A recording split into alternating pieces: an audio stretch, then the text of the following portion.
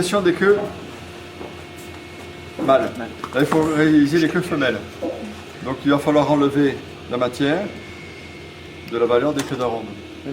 Je vais utiliser ce gabarit.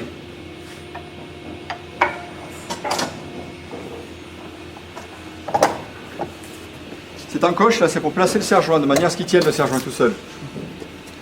On place la façade des tiroirs et on serre légèrement. Légèrement parce qu'il faut que je puisse ajuster et régler mon façade tiroir. Il est important que, ici, je sois parfaitement en fleur. Il ne faut pas que ça bouge et je ne dois pas avoir d'espace dessous. Donc je contrôle de cette manière-là. C'est bon. Je bloque. Ça ne doit pas bouger. Après, je vais tracer les queues d'aronde. Je m'assure, bien de ce côté pour voir, tu vois les signes d'établissement. On contrôle avec les signes d'établissement, ici et là, que je ne me trompe pas de face. Et après, donc, ici, je m'assure que je sois bien à fleur.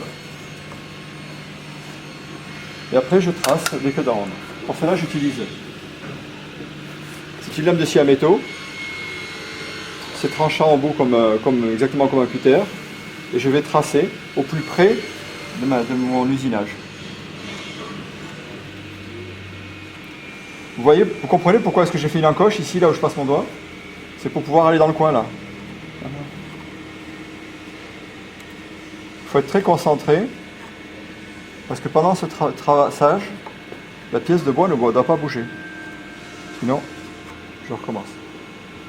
Des fois, un petit coup d'éponge, le fait de mouiller la surface, vous savez que le bois mouillé contre le bois a du mal à bouger. Voilà. Donc un petit coup d'éponge et ça ne bouge plus. On peut laisser, C'est possible, mais ça fait du temps.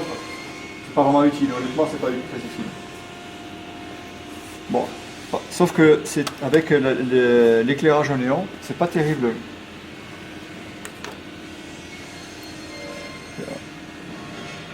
Oh la vache. Il n'y a pas d'abrasif là-dessus.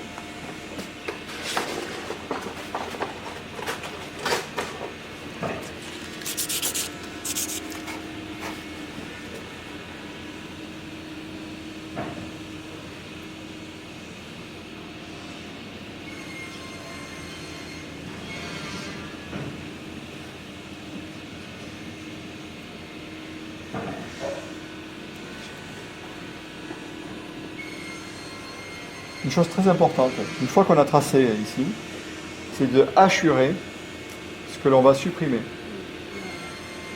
Ça vous est déjà arrivé d'essayer du mauvais côté du trait? Hein? Ben, moi aussi. Moi aussi. Donc avant de commencer, hop, je fais une croix pour être sûr de ne pas me tromper. Parce que sinon je prends la défonceuse, je vais enlever la matière et j'enlève justement ce que je dois garder. Voilà. Après, il faut régler la défonceuse. Donc là, je vais descendre la mèche. Là, je suis sur une surface plate. Je descends la mèche jusqu'à ce qu'elle touche le plateau, ici. Et là, la mèche, elle est au point 0. Voilà. Si je défonce, j'enlève matière 0. Ici, j'ai ma petite butée.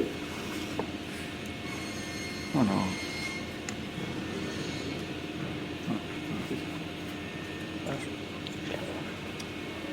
Bon. On aurait pu avoir la bonne machine, mais c'est pas la bonne.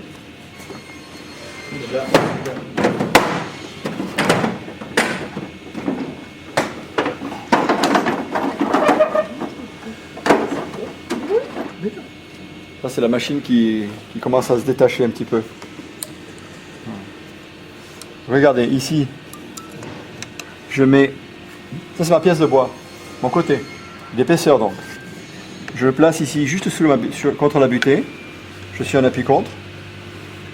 Donc là, l'espace qu'il y a entre les deux correspond à l'épaisseur. Pareil pour la quincaillerie, vous avez à défoncer une quincaillerie qui fait 2 mm.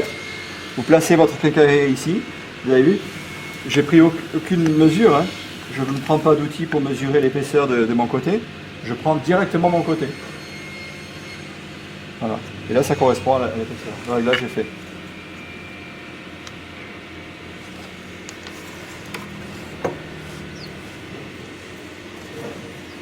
après il faut défoncer, donc il faut de l'électricité. C'est bon. Et là, Oui. Sauf qu'il n'est pas branché là.